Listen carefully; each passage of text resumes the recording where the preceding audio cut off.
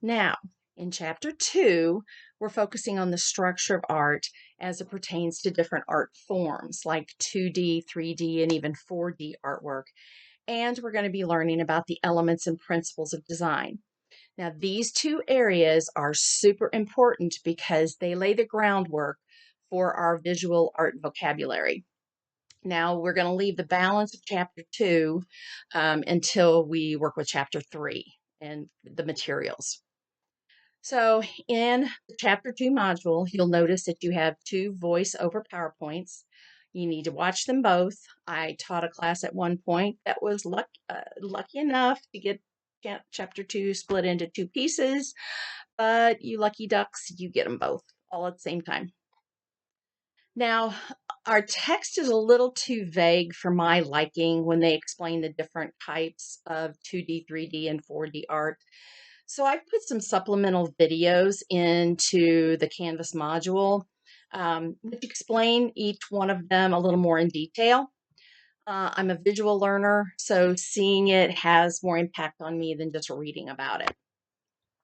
Next, we're going to be discussing the elements and principles of design and how they are the foundation for the language of art. We're also going to learn the difference between a design and a composition. There definitely is a difference.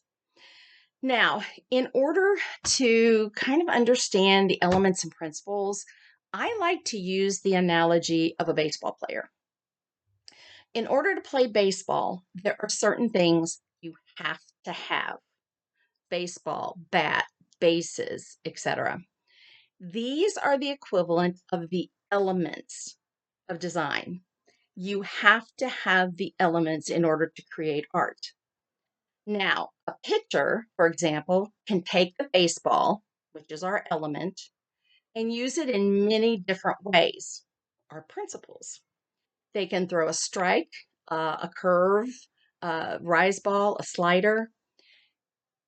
So your principle is the way you use the elements, okay?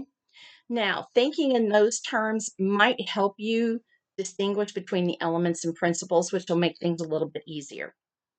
Now, when we understand these aspects of art, we have essential tools helping us to become visually literate, and now we're going to be able to read an artwork.